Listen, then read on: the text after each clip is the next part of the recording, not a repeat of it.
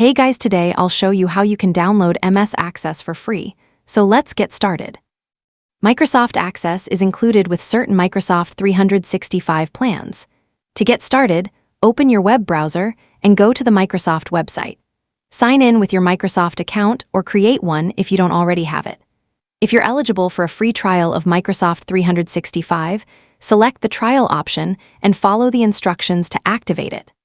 Once your subscription is active, download and install Microsoft 365 on your computer.